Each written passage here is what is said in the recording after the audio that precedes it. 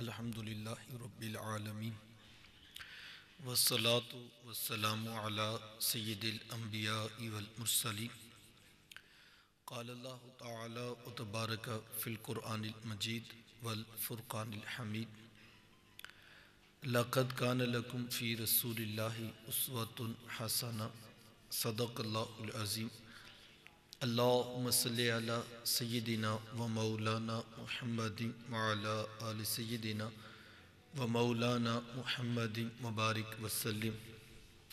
حمد و صلاۃ کے بعد عزتوں کی مسند پر جلوہ فراز عالی مرتبت ذی وقار محترم محتشم اساتذہ کرام، مسند صدارت پر جلوہ فگن عالی مرتبت پرنسپل صاحب ادارہ حاضہ اور واجب الاحترام ذوی الاحتشام طلباء و طالبات، السلام علیکم ورحمۃ اللہ وبرکاتہ۔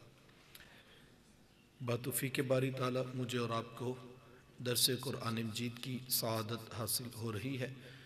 اللہ کی بارگاہ میں دعا گو ہوں کہ اللہ تعالیٰ میرا اور آپ کا قرآن مجید کی تعلیمات کو سیکھنے کے لیے مل بیٹھنا اپنی بارگاہ میں قبول فرمائے اور قابل عمل باتوں پر توفیق عمل نصیب فرمائے۔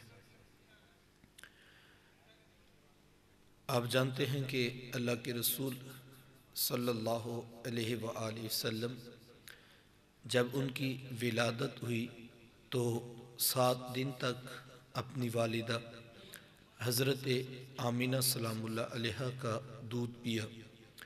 8ویں دن یہ اعزاز دشمن اسلام ابو لہب کی کنیز ثویبہ کو حاصل ہوا۔ اس نے حضور علیہ السلام کو دودھ بھی پلایا اور دیکھ بھال بھی کی۔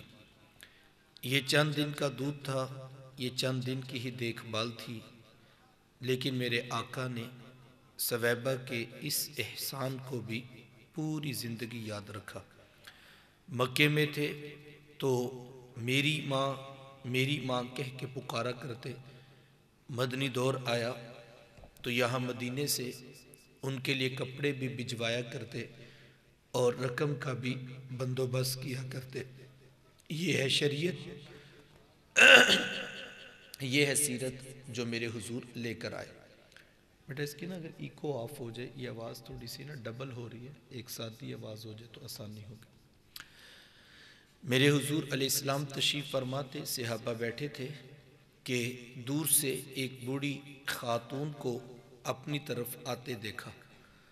آقا کریم علیہ السلام کی نظر پڑی تو میرے حضور اٹھ کھڑے ہوئے، میری ماں پکارتے ہوئے اور دوڑ لگاتے ہوئے ان کے قریب پہنچے، پھر کندھوں سے وہ چادر اتار کر نیچے زمین پر بچھا دی جسے میں اور آپ کائنات کا قیمتی اثاثہ سمجھتے ہیں۔ اپنی والدہ کو اس چادر کے اوپر بٹھایا، کان لگا کر گھنٹوں ان کی باتیں سنی، اور جب وہ بوڑھی خاتون خود اٹھ کر واپس جانے لگی تو کسی نے راوی سے پوچھ لیا، یہ آنے والی خوش قسمت خاتون کون تھی؟ کہ حضور علیہ السلام نے اپنے کندھوں کی چادر ان کے قدموں کے نیچے بچھا دی تو بتانے والے نے بتایا کہ تمہیں نہیں پتہ، یہی تو حضور علیہ السلام کی رضائی والدہ حضرت حلیمہ سعدیہ سلام اللہ علیہ تھے۔ سگی ماں تو سگی ماں ہوتی ہے، میرے حضور علیہ السلام نے تو دودھ پلانے والی ماں کو بھی اتنی عزتیں عطا کی۔ ماں باپ کیا ہوتے ہیں یہ زمانے کو میرے حضور علیہ السلام نے آ کر بتلایا۔ آقا کریم علیہ السلام تشریف فرما تھے کہ ایک نوجوان حاضر خدمت ہوتا ہے، آ کر عرض کرتا ہے کہ حضور میں جہاد پہ جانا چاہتا ہوں، یعنی میں یہ چاہتا ہوں کہ میں ہاتھ میں تلوار پکڑ کر دشمنان خدا رسول کے اوپر ٹوٹ پڑوں اور اپنی جان جیسی متاع عزیز راہ خدا میں قربان کر دوں۔ لیکن میرے حضور کیا پوچھتے ہیں، احی والدہ کا، کیا آپ کے ماں باپ زندہ ہیں؟ قال نعم، جی حضور زندہ ہیں۔ قال ففیہ ما فجاہد، فرمایا جائیے ان کی خدمت کیجیے، یہی آپ کا جہاد ہے۔ ماں باپ تڑپ رہے ہوں، بیٹا جہاد کرے یا تبلیغ، اللہ کا قرب نہیں ملے گا جب تک ساتھ میں ماں باپ راضی نہیں ہوں گے۔ ماں باپ کو اس قدر اہمیت حاصل ہے کہ یہاں تک ارشاد فرما دیا کہ جس کا باپ راضی ہے ہم ضمانت دیتے ہیں اس کا عرش کا رحمان بھی راضی ہے، اور جس کا باپ ناراض ہے اس کا عرش کا رحمان بھی ناراض ہے۔ کائنات کی قیمتی متاع جنت تھی، کھینچ کر کے ماں کے قدموں کے نیچے بچھا دی۔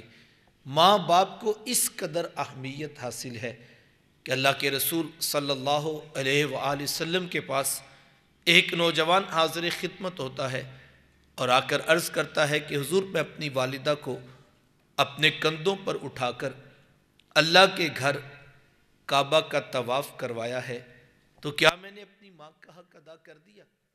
تو حضور فرمایا کہ تم تو اس کی ایک مسکراہٹ کا بدل بھی نہیں دے سکے۔ ماں باپ اس قدر اہمیت کے حامل ہیں۔ تو پہلی بات جو بیٹا میں آپ سے شیئر کرنا چاہوں گا وہ یہ ہے، کبھی بھی زندگی میں اپنے ماں باپ کی نافرمانی نہ کیجیے گا، ہمیشہ ان کی اطاعت، ان کی فرما برداری، اسی کے اندر دین و دنیا کی بلائی اور خیر ہے۔ اور اپنی طبیعت کو اس موافقت میں لانا کہ ہم اپنے ماں باپ کا احترام کریں، یہ ہمارے اسلام کا بنیادی حکم ہے جو ہمیں دیا گیا ہے۔ وَقَضَىٰ رَبُّكَ أَلَّا تَعْبُدُوا إِلَّا إِيَّاهُ وَبِالْوَالِدَيْنِ إِحْسَانًا، اور تیرے رب نے فیصلہ کر دیا اس کے سوا کسی کی عبادت نہیں، سجدہ صرف اللہ کی ذات کو ہے، اور وہی ذات اس بات کا حق رکھتی ہے کہ انسان کی پیشانی اسی کے آگے جھکے۔ وَبِالْوَالِدَيْنِ إِحْسَانًا، اور والدین کے ساتھ حسن سلوک کرنا۔ تو ماں باپ کے ساتھ ادب کا، احترام کا رشتہ کبھی بھی پامال نہیں ہونا چاہیے۔ اختلاف رائے آپ کا ہو سکتا ہے، اور قرآن مجید نے باقاعدہ اس آیت میں آگے اس مضمون کو انٹرٹین کیا کہ جب آپ کا اختلاف رائے ہو جائے تو آپ کو بات کیسے کرنا ہے۔ بپھرے ہوئے جذبات میں آواز بہت بلند ہو گئی اور رشتے پامال ہو گئے تو اسلام اس کی قطعاً کسی کو اجازت نہیں دیتا، لیکن اس کے ساتھ ساتھ اسلام یہ بھی نہیں ہے کہ کسی کی رائے کا احترام نہ کرے۔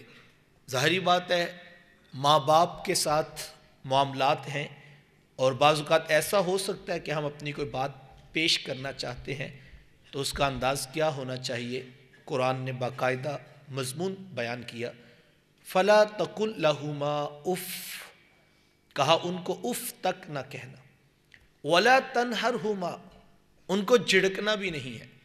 تو ذہن میں سوال پیدا ہوا تھا کہ اف بھی نہیں کہنا، جھڑکنا بھی نہیں، تو مالک میں اپنی بات تو کرنا چاہتا ہوں، تو کہا وَقُلْ لَهُمَا قَوْلًا كَرِيمًا، ان کے ساتھ نرم لہجے میں بات کرنا۔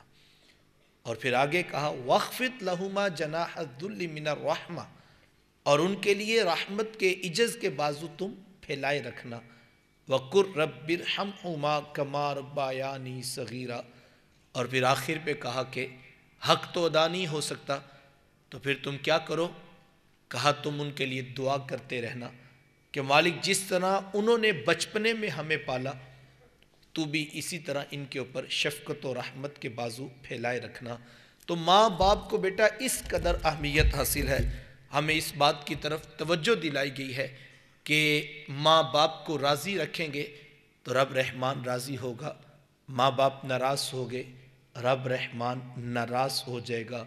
حضور علیہ السلام نے رشتوں کا تقدس معاشرے کو آ کے سکھایا، ماں کے بعد، باپ کے بعد معاشرے کے وہ طبقات جن کو کوئی اہمیت حاصل نہیں تھی، اللہ کے رسول صلی اللہ علیہ وآلہ وسلم نے ان رشتوں کو تقدس دیا۔ بیٹیاں کیا ہوتی ہیں یہ زمانے کو میرے حضور علیہ السلام نے آ کر بتلایا۔ آقا کریم علیہ السلام کی تشریف آوری سے قبل آپ تاریخ عرب اٹھائیں، جب کسی کے ہاں بیٹی پیدا ہوتی تو شرم سے اس کا منہ کالا ہو جاتا، عزت اور آبرو بچانے کا ایک ہی راستہ ہوتا کہ ظالم باپ ماں کی ممتا بری گود سے پھول جیسی بیٹی چھینتا، گڑھا کھود کے دھکا دے کر اوپر مٹی ڈال دیتا۔ اس کی چیخیں، اس کی سسکیاں، اس کی آہیں باپ کے دل پر گداز نہ پیدا کر پاتی۔ اگر کوئی باپ اتنا ظالم، اتنا سفاک تھا تو وہ اس قابل تھا کہ معاشرے میں سر اٹھا کر جی سکتا ہے، اور اگر کسی کے ہاتھوں میں اتنی سکت نہیں کہ اپنی زندہ بیٹی کا گلا دبا سکے تو وہ اس قابل نہیں تھا کہ معاشرے میں سر اٹھا کر جی سکے۔ یہ عرب معاشرہ ہے جس کو قرآن مجید فرقان حمید نے بھی بیان کیا ہے۔ وہ عملاً بیٹیوں کو ذبح کیا کرتے اور بہنوں کو زندہ درگور کر دیا کرتے۔ جس دور میں بیٹی ذبح کی جا رہی تھی، جس دور میں بہن زندہ درگور کر دی جاتی، میرے حضور اس دور میں کلمہ حق بلند کیا، بیٹیوں کو ذبح کرنے والوں سن لو، فاطمہ تو بدعۃ منی، میری فاطمہ تو میرے جگر کا بھی ٹکڑا ہے۔ یہ کلمہ محبت بھی ہے، یہ کلمہ جہاد بھی ہے۔ دیکھیں آج میں یا آپ کوئی پیار بری بات کہیں تو یہ بہت بڑی بات نہیں ہے۔ آج اس معاشرے میں بیٹی کی عزت ہے، آج اس معاشرے میں بہن کا وقار ہے۔ یوں ہی تو نہیں بوڑھا باپ اپنی جھکی ہوئی کمر پہ بوریاں لاد لاد کے مزدوری کر رہا ہے کہ میں نے اپنی بیٹی کو عزت کے ساتھ رخصت کرنا ہے۔ جوان سال بھائی فیکٹریوں میں اوور ٹائم لگا رہے ہیں کہ ہم نے اپنی بہنوں کو عزت کے ساتھ بیاہنا ہے۔ آج جدید ترین تعلیم کی درس گاہ میں بہنیں اور بیٹیاں موجود ہیں تو یہ ماں باپ کی، بہن بھائیوں کی انتھک محنتوں کا ثمر نہیں تو اور کیا ہے۔ لیکن اس دور میں یہ کتنا مشکل تھا جب بیٹی کو ذبح کیا جا رہا تھا، بہن کو زندہ درگور کر دیا جاتا تھا۔ اللہ کے رسول صلی اللہ علیہ وآلہ وسلم گھر تشریف لائے تو ام المومنین حضرت سیدہ عائشہ صدیقہ رضی اللہ تعالی عنہا عرض کرتی ہیں کہ حضور آج بڑا عجیب واقعہ ہوا۔ حضور میں عائشہ آج کیا ہوا؟ عرض کی حضور ایک حبشیہ نیاد عورت آئی اور اس نے دروازے پر آ کر صدا لگائی۔ میں نے گھر میں تلاش کیا کہ کوئی چیز مل جائے تاکہ میں سائل کو صدقہ کر دوں۔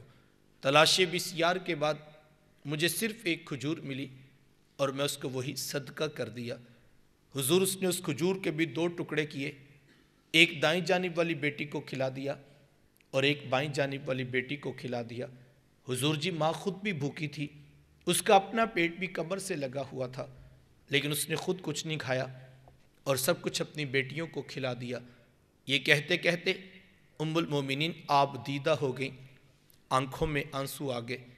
تو حضور میں کہ سنو عائشہ، اگر کل قیامت کے دن ان بچیوں کی ماں کو جہنم میں جانے کا حکم ہو گیا تو یہی بیٹیاں درمیان میں آڑ بن کے کھڑی ہو جائیں گی کہ مالک ہم تو اپنی ماں کو جہنم میں نہیں جانے دیں گی، اللہ ان بچیوں کی سفارش قبول کر کے ان کی ماں کو جنت عطا کرے گا۔ کہاں بیٹیاں باعث شرم و ننگوار سمجھی جاتی تھی، کہاں بیٹیاں ہی دخول جنت کا سبب قرار پائیں۔ جس دور میں بیٹی ذبح کی جاتی، بہن زندہ درگور کر دی جاتی، ماں جیسا رشتہ بھی منڈیوں اور بازاروں میں بک جاتا تھا، اس دور میں بیوی کی کیا حیثیت ہوگی؟ جبکہ آج کے اس تہذیب یافتہ دور میں بھی کچھ لوگ بیوی کو پاؤں کا جوتا خیال کرتے ہیں۔ یہ زمانے جاہلیت کی باتیں۔